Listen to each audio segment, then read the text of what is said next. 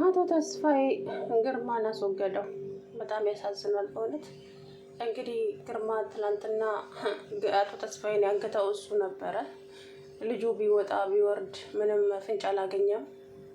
ፖሊስ ጣቢያም ሄዶ አመልክቶ ነበረ። ግን ደግሞ ራሄል ተንኮል አይጠፋትም አይደለ? ናሆሜ ግን ምን ሆነህ ነው? አባትህ እኮ ታግቶ ነው ያለው። ልክ እጇ እንዳለበት ነገር ማለት ነው። አባትህ ታግቷል። ቆይ ምን ሆነህ ነው አንተ ወደዛ ወደዚህ የምትለው? ለምንድን ነው የኔን የማትሰማኝ ስትል ማን ሊያግተው ይችላል? አባትን የሚያግተው አቶ ግርማ ነው። ምክንያቱም ባለፈው እዚህ መጥቶ ዝቶበት ነው የሄደው። ቆይ ለምንድን ነው የማትጠራጠረው? ለምንድን ነው አይንን የማትገልጠው? እያለች ስትናገረው እባክሽን ራሄል ፈጣሪን ፍሪ፣ አቶ ግርማ እንደዚህ አያደርግም። ምን ሆነሻል? ይሄንን አሳብ ከአይምሮሽ ውስጥ አስወጪ ሲላት፣ አንተ ግን መቼ እንደምትነቃ አላውቅም። ግን ደግሞ እኔ ተንኮል አስቤም ሳይሆን አንተና ጽናትን ለማጣላትም ሳይሆን ፈልጌ አይደለም። ግን ደግሞ አባት ታግቶ ነው ያለው። ያገተውም ደግሞ አቶ ግርማ ነው፣ ማንም አይደለም አለችው ማለት ነው። ጭራሽ አላመናትም። መጨረሻ ላይ ግን የራሄልን ነገር እያመነ መጣ ማለት ነው።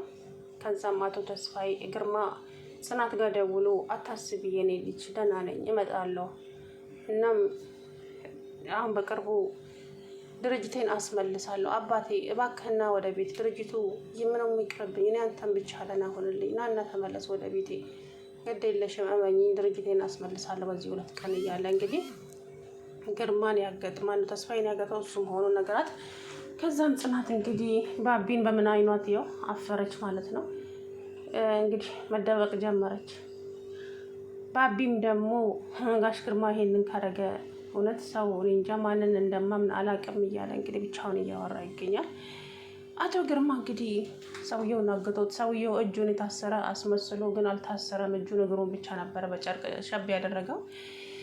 እንግዲህ እጁን አልታሰረም፣ ግን እሱ እጁን የታሰረ አስመስሎ እጁን ወደኋላ አድርጎ አቶ ተስፋዬ እዚህ ወረቀት ላይ ካልፈረምክ ያንተ ነገር ዛሬ ያበቃልሃል።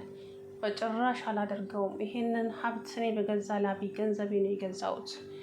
ስለዚህ ምንም ላደርግልህ አልችልም። አቶ ግርማ አትልፋ አለው ማለት ነው። አሰላሙ አለይኩም ወራህመቱላሂ ወበረካቱ። ውድና የተከበራችሁ የቻናል ቤተሰቦች እንዴት ናችሁ? እኔ ያለው አልሐምዱሊላህ። አቶ ግርማ እንግዲህ አቶ ተስፋዬ አስወግዶታል ማለት ነው። በጣም ያሳዝናል።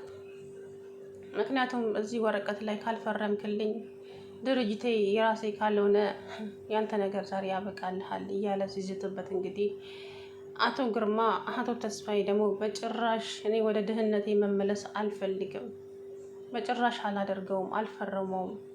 እንደውም በአንድ ነገር እንስማማ፣ እኔ እናንተ አቶ ግርማ ለምን እኔ ድርጅት ውስጥ ተቀጥረ አትሰራም ሲለው፣ ያንንማ አላደርግም፣ ድርጅቱ የራሴ ነው፣ የራሴ ማስመለስ። እንግዲያውስ አትልፋ፣ ድርጅቱን እኔ በገዛ ገንዘቤ ነው የገዛሁት፣ ድርጅቱ የኔ ብቻ ነው አለ ማለት ነው።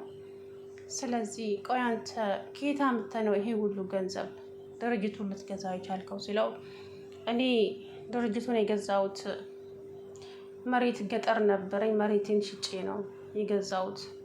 መሬት ካለ ለምንድን ነው ከነ ልጅ ጎዳና የወጣሁ? ለምን ድህነትን አየህ? ይሄ ክፉ ቀን ይመጣል ብዬ ስላሰብኩኝ እና ያንን መሬት ሸጬ ነው ድርጅቱን ከትዝታ ላይ የገዛሁት። የውሸት ወሬ እኮ ነው።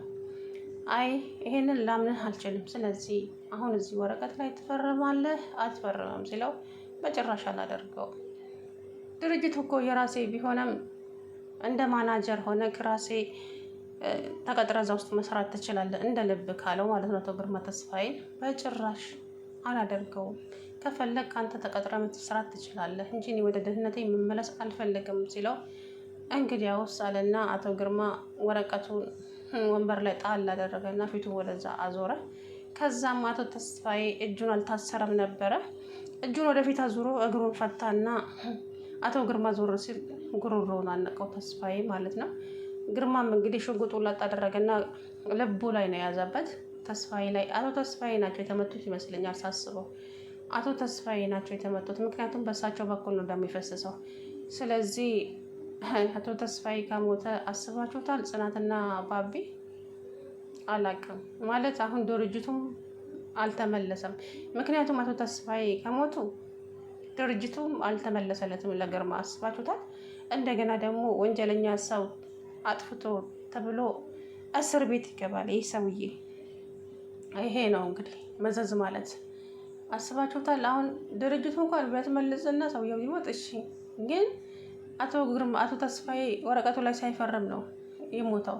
ስለዚህ አቶ ግርማ ጭራሽ እንደዚህ ከህመሙ እንኳን በደንብ ሳያገግም ወደ እስር ቤት መግባት በጣም ከባድ ነው።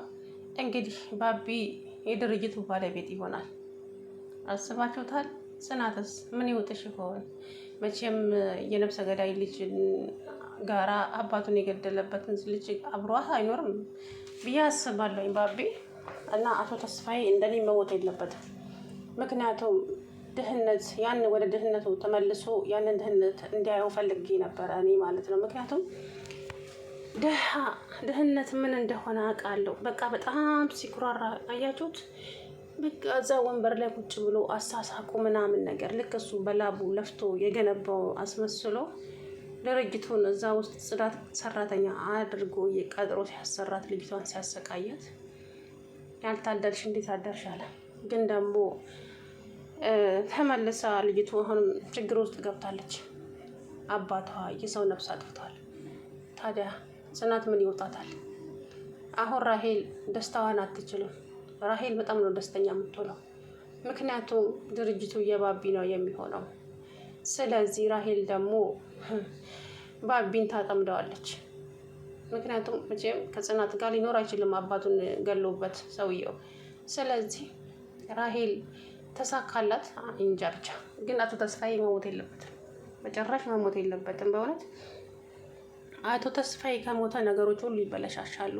እንደዛም ሆኖ በመታውም ራሱ ባቢ በጣም እንጃ አላቅም፣ ጽናት ላይ ይቀየርባት ይሆን አላቅም።